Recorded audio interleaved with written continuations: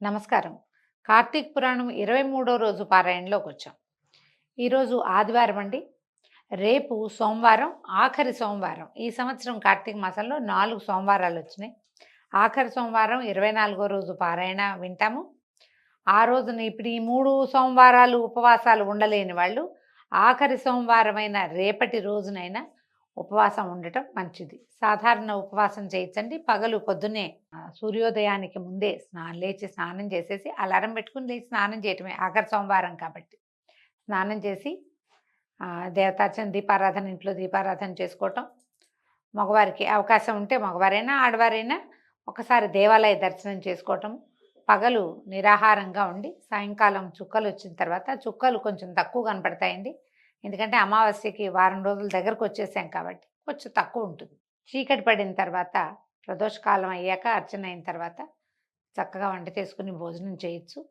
అవకాశం ఉంటే ఈ రోజున ఏదైనా దానం చేయండి. దేవాలయంలో అన్నదానానికి డబ్బులు ఇవ్వండి, అన్నదానం చేయండి. ఎవరైనా నలుగురిని మీతో పాటు భోజనానికి పిలవండి. ఇంట్లో ఇన్ని రోజులు చేయలేని వస్త్రదానమో, దీపదానమో, తిలదానమో ఏది కుదిరితే అది ఈ రోజున దానం చేయండి. విశేషించి ఫలదానం కూడా చేయొచ్చు. ఉపవాసం ఉన్న వాళ్ళకి తలా 2 పళ్ళు ఇచ్చినా కూడా మీకు ఉపవాస ఫలితం ఇతోధికంగా లభిస్తుంది. అవకాశం ఉన్నవాళ్ళు ఈ ఆఖరి సోమవారాన్ని సుసంపన్నం చేసుకోండి. అయితే మొదటి ఏకాదశి లాగానే ఈసారి ఏకాదశి కూడా సోమవారం అనంతరం రోజే వచ్చిందండి. అయితే సోమవారము లేదా ఏకాదశి మొత్తం రోజంతా ఉపవాసం ఉండాలి, మన వల్ల కాదని అనుకుంటే కనుక విశేషమైన కార్తీక సోమవారం నాడైనా ఉపవాసం చేసుకోండి. ఇంకా పారాయణలోకి వద్దాం. ఇప్పుడు ఈ బృందాదేవి ఒక ముని దగ్గరికి వెళ్ళిందని ముందు భాగంలో చెప్పుకున్నాం. నిజానికి చాలా పరాక్రమవంతుడు జలంధరుడు. అతను అప్పటికే త్రిలోకాధిపతిగా ఉన్నాడు. భూమిని జయించాడు, పాతాళాన్ని జయించాడు, స్వర్గాధిపత్యాన్ని చేపట్టాడు. సాక్షాత్తు లక్ష్మీనారాయణలని తన ఇంట్లో నివాసం ఉండేలాగా చేసుకున్నా కూడా చివరికి అప్పుడు ఇంత ఇంత బలపరాక్రమాలు ఉన్నవాడికి ఏమవుతుందోనన్న భయం బృందాదేవికి ఎందుకు వచ్చిందంటే, ఈసారి ఈయన చేసిన పనేమిటి, విష్ణువుతో కొంత యుద్ధం చేసి తర్వాత ఇంకా యుద్ధ విరమణ అయిపోయింది. ఇప్పుడు సంహారక శక్తి అయినటువంటి పరమేశ్వరిని ఆయన భార్యను కోరి మరీ ఈ యుద్ధానికి తెగబడ్డాడు. పరమేశ్వరుడితో యుద్ధం అంటే ప్రపంచంతో యుద్ధం. అది ఇంత పెద్ద యుద్ధానికి వెళ్ళేసరికల్లా ఆమె భయపడి తన భర్త ప్రవర్తన సరైంది కాదు కాబట్టి ఒకవేళ ఏదైనా ఆయనకి కీడు వస్తుందేమోనని భయపడి ఎవరినైనా సలహా అడగాలని అనుకుంది. అయితే ఆ సమయంలో పాతాళంలో ఒక ముని ఒక ఆయన వేయించేసి ఉన్నాడని సఖుల ద్వారా తెలుసుకుని, ఈవిడికి ఏ ఋషులు మునులు అందుబాటులో లేరు, ఎందుకంటే ప్రపంచం అంతా యుద్ధంలో ఉంది, లక్ష్మీనారాయణ ఇంట్లోనే ఉన్నారు, ఇంకా వాళ్ళని అడగదలుచుకోవాలి. ఆవిడ వెళ్ళి ఎవరో ఋషిని ఆశ్రయించాలనుకుంది. ఫలానా ఎవరో ఒక ఋషి గారు ఉన్నారు, ఆయన చాలా అద్భుతంగా చెప్తాడని, ఒక మాయ వల్లే అదంతా జరిగింది. విష్ణువు యొక్క మాయోపాయంతో ఈవిడ ఆ మునిగారిని చూడ్డానికి వెళ్ళింది. వెళ్తే అదొక దట్టమైన అడవి ప్రాంతం, ఇంచుమించుగా ఒక ఉద్యానవనంలాగా ఉన్నది, కేళీవనంలాగా ఉంది. అక్కడికి వెళ్ళేసరికి ఆ ఋషి ఒక ఆయన చక్కగా అక్కడ తపస్సు చేసుకుంటూ, మనోహరమైన స్వరూపం కలిగిన ఋషి తపస్సు చేసుకుంటున్నాడు. ఈమె పోయి ఆయన దగ్గరికి వెళ్ళి చెప్పింది, నేను జలంధరుని భార్య అయిన బృందని, కాలనేమి నా తండ్రి, నా భర్త పరమేశ్వరుడితోటి యుద్ధం చేస్తున్నాడు, సమస్త దేవగణాలు తర్వాత నందీశ్వర, విఘ్నేశ్వర, సుబ్రహ్మణ్యేశ్వర గణాలు కూడా ప్రమథగణాలతో కలిసి నా భర్తతోటి యుద్ధం చేస్తున్నాయి. ఈ యుద్ధంలో ఆయనకి ఏదైనా కీడు పడుతుందేమోనని నాకు ఒక శంకగా భయంగా ఉంది. ఎప్పుడూ లేనిది కళ్ళు అదురుతున్నాయి, భయం వేస్తుంది, చేతిలో వస్తువులు పడిపోతున్నాయి. ఏదైనా భర్తకి ఆపత్త వస్తుందేమోనని, విపత్తి కలుగుతుందేమోనన్న శంకతోటి నిన్ను ఆశ్రయించాను. నాకు ఏదైనా చెప్పు, నా భర్త ఎలా ఉన్నాడో నేను తెలుసుకోలేకపోతున్నాను అని అడిగేసరికల్లా ఈయన ఏం చేశాడు, ఈయన సరే నేను నీకు చెప్తానని ఆకాశం వైపు చూసేట. ఆకాశం వైపు చూస్తే ఆకాశం వైపు నుంచి 2 వానరులు వచ్చారు, 2 కోతులు వచ్చినాయన్నమాట.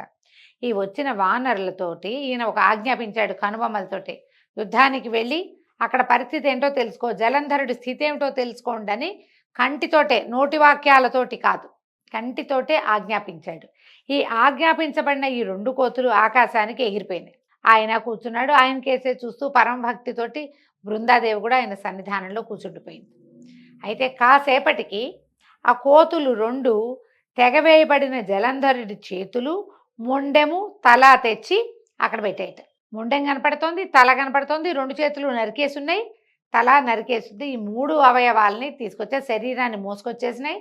తల ఒకటి చేతులతో 2 చేతులు పట్టుకొచ్చి అక్కడ పెట్టింది. అది చూసేసరికి భర్త యొక్క ఖండితమైన అవయవాలు చూడగానే గొల్లుమని ఏడ్చింది బృందాదేవి. విపరీతంగా ఏడ్చి ఆ ఋషి పాదాలు పట్టుకుంది. నా భర్తను బతికించు, నా భర్తను బతికించు, ఈ యుద్ధ విరమణ చేయిస్తాను. ఈ అకాల మరణం ఎందుకొచ్చింది ఇతనికి? ఇతను చేసిన పని వల్లే వచ్చింది. నువ్వు బతికించు, ఇతనికి నేను బుద్ధి చెప్పుకుంటానని పరిపరి విధాలుగా బతిమలాడింది. బతిమలాడితే ఈయన ఏమన్నాడు? ముని నవ్వుతూ, శివోపహతులైన వాళ్ళని బతికించడం ఎవ్వరికీ సాధ్యం కాదు.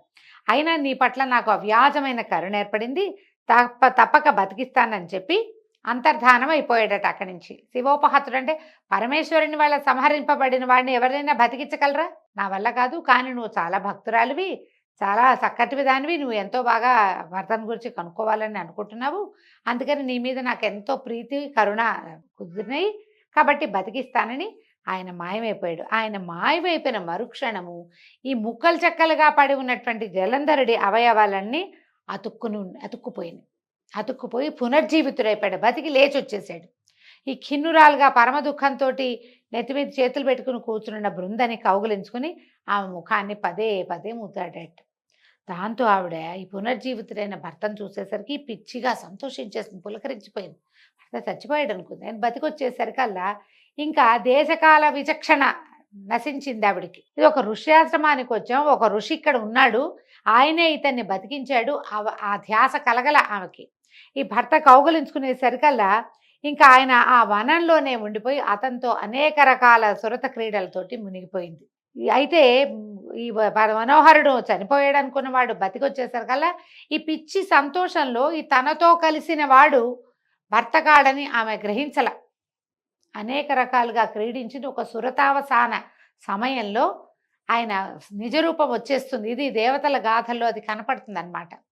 కళ్ళు మూసుకుని ఉన్న ఆమె కళ్ళు తెరిచి తన మీద ఉన్నవాడు, తనతోటి కలిసి ఉన్నవాడు తన భర్త కాదని, శ్రీమన్నారాయణుడని తెలుసుకునేసరికల్లా వెంటనే ఏం చేసింది? ఆమె లేచేసి అతన్ని బయటికి తోసేసి తన భర్త వేషంలో ఉండి తనని నమ్మించి తన పాతివ్రత్యాన్ని మంటగలిపినవాడు ఈ రాక్షసాంతకుడైన హరిగా, మాధవుడిగా తెలుసుకుని పెద్దగా కేకలు పెట్టి అరిచి పోట్లాడింది. ఏమంది? ఓ విష్ణుమూర్తి, పరస్త్రీగామివై చరించిన నీ ప్రవర్తన నిందింపబడుగాక.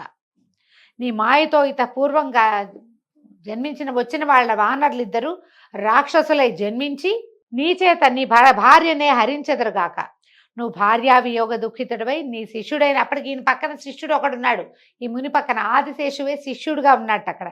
ఆదిశేషునితో సహితుడివై అడవులలో పడి తిరుగుతూ వానర సహాయమే గతి అయిన వాడివి అగుదువుగాక అని శపించేసింది. భీషణంగా అరిచి కేకలు పెట్టింది, తిట్టింది. పరస్త్రీగామివయ్యావు, నువ్వు పరస్త్రీనైనా నాతో చరించావు కాబట్టి నువ్వు భార్యావియోగాన్ని పొందుతావు. ఏ కోతి మొహాలతోటి వచ్చి నన్ను ఇలా వంచారో, నా భర్త శవాన్ని చూపించారో వాళ్ళిద్దరూ రాక్షసులైపోతారు. వాళ్ళిద్దరూ ఎవరు? విష్ణుమూర్తి ఎక్కడికైనా వస్తే ఎవరు వస్తారండి? ఆయన వెనకాల పడి వచ్చేవాళ్ళు ఎప్పుడు అయితే గరుత్మంతుడు, జయ విజయులు ఆయన పార్షదులైన వాళ్ళు, లేదా ఆయన పడుకుని శయ్యగా ఉండేటువంటి ఆదిశేషుడు. శిష్యుడిగా వచ్చిన ఆదిశేషుడికి శాపం తగిలింది. ఈ వానర ముఖాలతోటి వచ్చిన వాళ్ళిద్దరూ తర్వాత కాలాంతరంలో వాళ్లే రాక్షసులుగా జన్మించారు. జయ విజయులిద్దరే రావణ కుంభకర్ణులుగా జన్మించారని కథనం.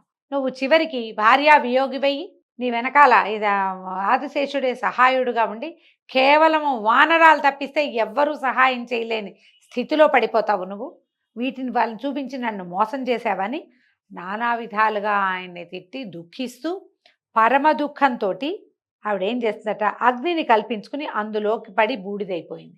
ఆయన ఏం చేశాడు? ఈవిడ అరుస్తూ ఉంటే ఆమెను కౌగులించుకుపోయాడట. తనని అభిలషిస్తూ దగ్గరికి వస్తున్నటువంటి హరిని ఆయన నుంచి, శ్రీహరి నుంచి తప్పించుకుని అగ్నిని కల్పించుకుని బూడిదైపోయింది. ఆమె వెంటనే ఇట్లా పెద్ద మంట వచ్చి మంటలో కాలి బూడిదైపోయింది. అయితే ఏమైందట? ఈ తను కల్పించిన మాయలో ఆమెని భ్రమింపచేసిన విష్ణువు ఈ భార్య స్త్రీ సౌఖ్యంలో మైమరిచిపోయి ఉన్నవాడై మాయామోహితుడైపోయాడట. ఇలా జరుగుతుందా? జగన్నాటక సూత్రధారే ఇంత పని ఇలాంటిది జరుగుతుందా అంటే, శివమాయ, విష్ణుమాయ, బ్రహ్మాది మాయల కంటే మహామాయ ఒకటి ఉన్నదని, దానికి మేమెవ్వరము అతీతులము కాము అని మహావిష్ణువే ఒక కథనంలో చెప్పినట్టుగా మనకి కనపడుతుంది. శివపురాణంలో కనిపిస్తుంది ఈ కథనం.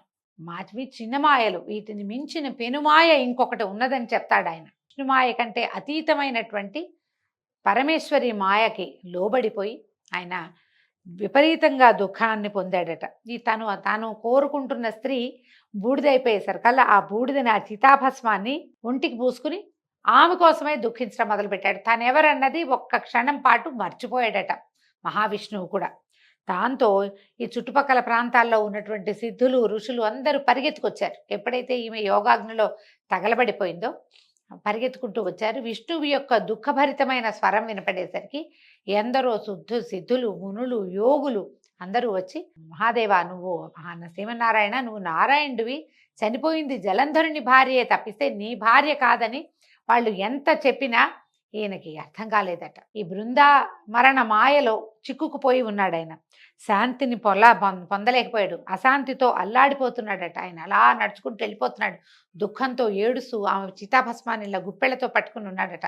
దాన్ని గుండెలకి, ఒంటికి రాసుకుంటూ ఎక్కడికో నడిచి వెళ్ళిపోతున్నాడు. మహామాయా మోహంలో మునిగిపోయినటువంటి ఈ విష్ణుమూర్తిని ఎలా స్వమామూలు లోకాలకి తెచ్చారో, బ్రహ్మాది దేవతలు ఏ ప్రణాళికని రచించారో మనం వచ్చే భాగంలో తెలుసుకుందామండి. ఈ రోజుతో 23వ రోజు పారాయణ పూర్తయింది. మళ్ళీ రేపు ఉదయం సోమవారం నాడు 24వ రోజు పారాయణతోటి కలుసుకుందాం. నమస్కారం.